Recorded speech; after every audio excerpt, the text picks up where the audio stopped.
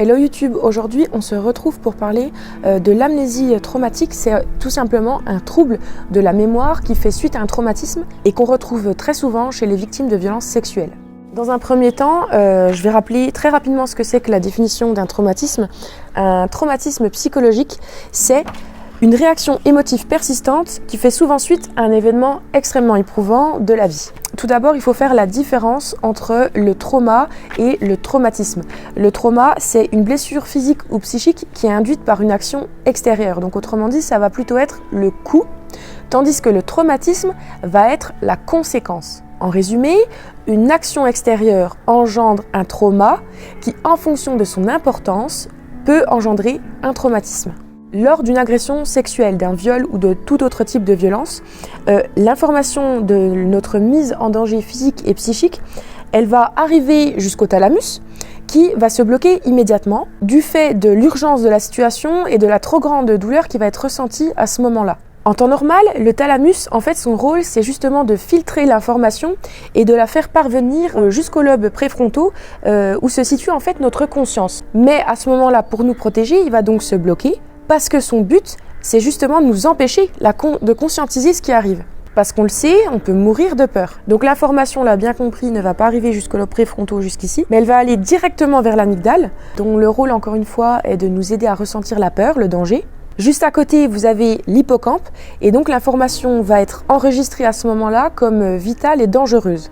Puis, elle va finir son trajet vers le tronc cérébral pour le prévenir qu'il faut réagir maintenant de manière instinctive, de manière archaïque. Le tronc cérébral, il se situe justement au niveau de notre cerveau reptilien, notre cerveau archaïque, juste ici derrière.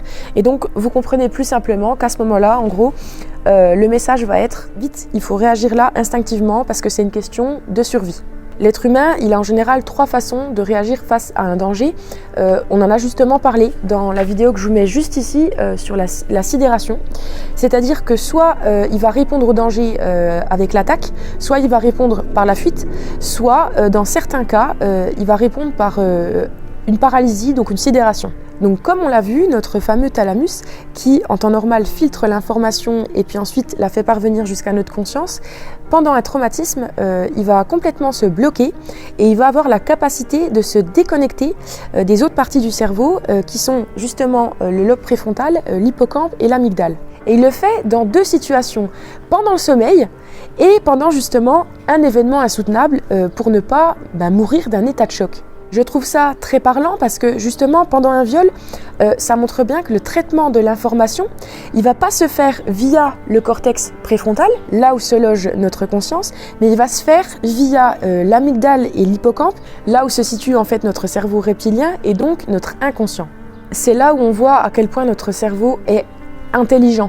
C'est que son objectif, c'est de protéger notre psychisme et la partie consciente dans le cerveau qui finalement est la plus vulnérable. Ce qu'il faut savoir, c'est que la violence et ou la répétition du traumatisme, ça va avoir comme conséquence la destruction des connexions neuronales entre le thalamus et les lobes préfrontaux. Et ça, de manière permanente. Donc les liaisons neuronales en rapport avec le traumatisme, elles vont être détruites. À savoir que plus la blessure est importante, plus le nombre de liaisons brisées sera important. En résumé, le trauma, il endommage donc une partie de nos capacités cérébrales.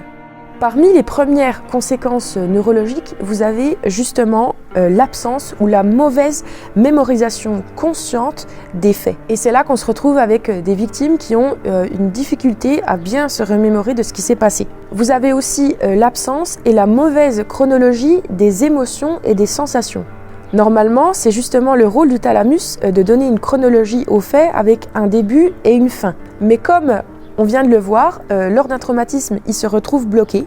Et c'est ça qui fait que toutes les émotions, les sensations qu'on vit pendant le traumatisme, au lieu d'être stockées, traitées, puis stockées dans la mémoire autobiographique, dans l'hippocampe, et en fait, ça va rester comme ça, en flottement un petit peu dans cette zone. Et c'est ça qui va faire que la souffrance, elle va devenir intemporelle ou permanente. Donc vous l'avez compris, c'est ça qui rend forcément très difficile pour la victime de violences sexuelles de parler de ce qu'elle a vécu.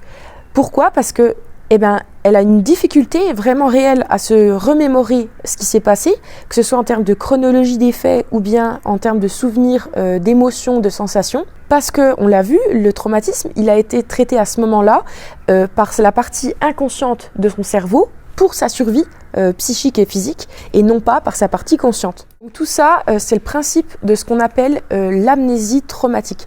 En faisant mes recherches pour faire cette vidéo, je me suis aperçue qu'il existait 4 sortes d'amnésie traumatique différentes.